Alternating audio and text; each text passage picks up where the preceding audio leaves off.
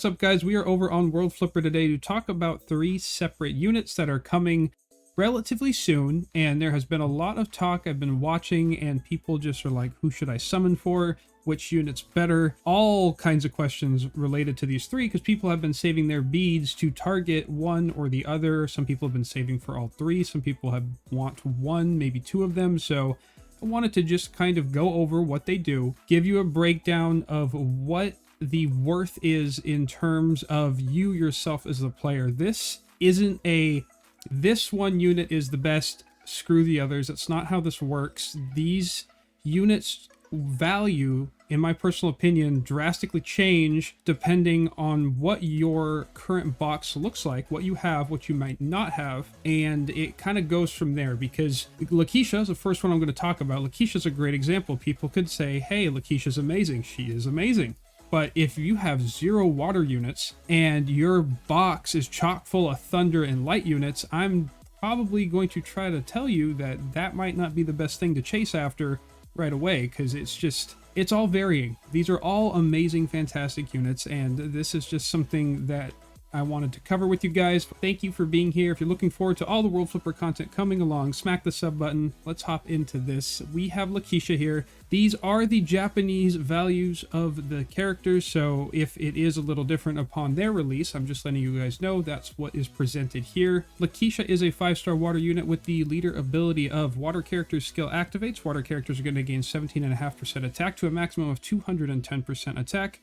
Her skill is going to be granting party members attack buff for 100% for 20 seconds and fire resistance buff 30% for 20 seconds. It's going to have that skill wait time cost of 530. Ability 1, when a water character skill activates, that character gains attack buff plus 30% for 10 seconds. Ability 2, when water characters have attack buff, that character's attack 2.5% to a maximum of 50%. And then ability 3, when she is in that main slot, when battle begins, water characters skill gauge plus 100%. Just reading that, if you know what water characters are doing and what their abilities are asking for, there are certain water characters that say when this unit has an attack buff, when there's an attack buff active, increase attack buff durations. This unit is providing that. Buffing attack, it's giving an attack buff right away when water character skill activates, because if you have her in the main slot, you are now performing like what a Hanabi for fire would do. You're now giving your whole water team is going to start with 100% skill gauge. Whole team, just there you go. Your skills are going to be going off right away. There's no awkward build-up wait time. There's no stalling. There's no trying to survive while you get your skills off. This is going to be a insane engine for any water team. So this is what she does. This is why I mention when summoning or thinking about summoning for her, if you don't have a lot of water units and you have thunder and light units, you take a look at these other 2 units, you might realize, hey, I can wait for Lakisha. I can try to pull her later on. Because if you pull her now, you literally are not going to have a team to place her on. And then the second part of this is when her banner comes, we're going to be getting another 5-star along with her, LeBron. LeBron is going to be on rate up with Lakisha. So you're fighting to hit a rate up pull. You're fighting to hit that rate up slot, and then you have a 50% chance of which unit it's going to be. So do want to make sure that information is here. This is a double 5-star banner, so keep that in mind when you're deciding on what you would like to do. We're going to hop into the next one though. The next unit is Sera. Sera is this anticipated thunder unit that is very good, just like every unit in this list is very good. So Sera's leader effect is going to be thunder characters attack plus 40%, and then every time combo count reaches 50, thunder characters attack plus 60% to a maximum of 60%, and then every time combo count reaches 100, thunder characters attacks going to go up by 80%, maximum of 80%. Her skill is going to deal thunder damage 21 times to enemies hit with a skill wait time of 510. And then her ability 1, every time combo count reaches 50, own skill gauge is going to increase by 10%.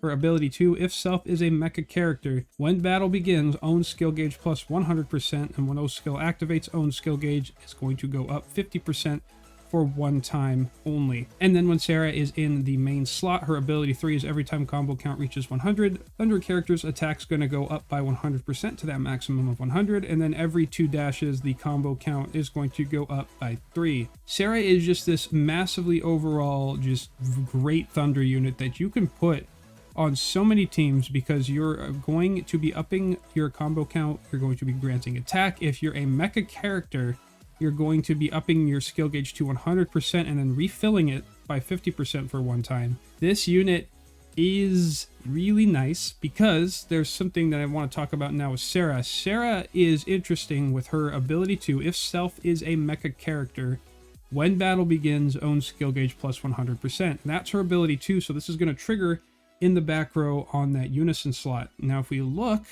at what mecha characters we have that are, you know, in the sense usable, we have Turgis, we have Beretta, we have Regis, we have Rudy, Hopper, Love, and Dia, and these are all mecha characters. So if you're using Sera on any of these teams in that unison slot behind one of these mecha characters, they're now getting a starting gauge of 100%. So now Sera isn't just usable on a Thunder team.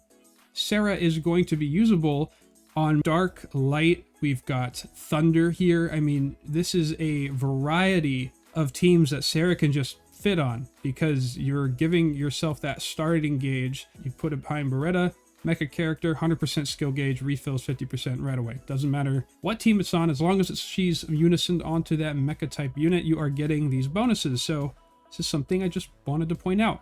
Second part of Sera's banner that's interesting and not like the others, she is going to be all by herself. There's no other 5 stars. There's just 4 stars and 3 stars on that banner that are going to be on rate up along with her. She is the only rate up 5-star unit. So if you hit that rate up slot when you're summoning, you're getting a Sera. You're not fighting between 2 different 5 stars. You are just going to be getting Sera. She is the single 5-star rate up for this banner. That's why I have her here all by her lonesome, just to stress that this is just her.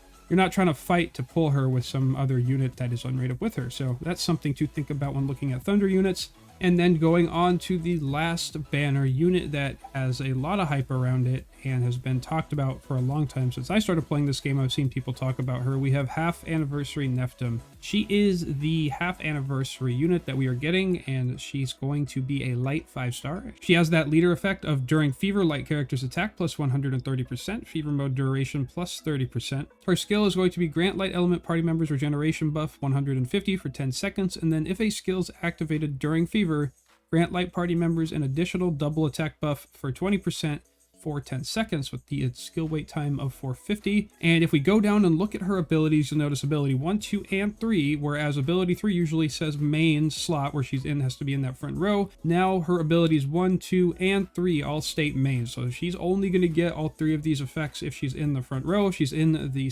unison slot, ability 1, 2, and 3 is now just going to shut off. So her ability 1 is when battle begins, a light character skill gauge plus 100%. So like Lakisha, she is now this battery for light units. And ability 2 is when self recovers HP, which she gets with her skill, fever gauge plus 30, light characters attack plus 1% to a maximum of 25%.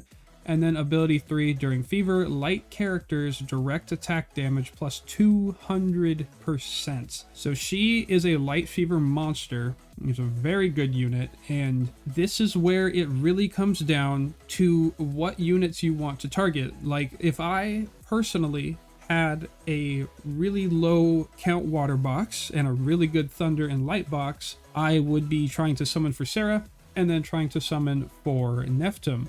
The opposite is true as well. If I had no thunder units, I just had light and water, I'd be trying to summon for Lakisha and then trying to summon for Nephtham. So this is really, really up to how you feel your box can really accommodate these units would be the best way to spend these beads. Nephtham is a limited unit. That means after Nephtham leaves, Nephtham won't be added to the general pool. However, when looking at her banner, if we go along here, this is a triple rate up unit banner. So now not only are you fighting with a 50% chance when you hit that rate up slot, you're now splitting your summon chances between 3 5-stars. So you hit that 5-star slot rate up chance, and now you have a 33% chance once you hit that rate up slot, you have a 33% chance of it being one of these 3 units that you'd like to see. So that's an even lower odds than like Lakisha's banner per se, which you're just fighting between 2 separate ones. You're now fighting against 3 separate units.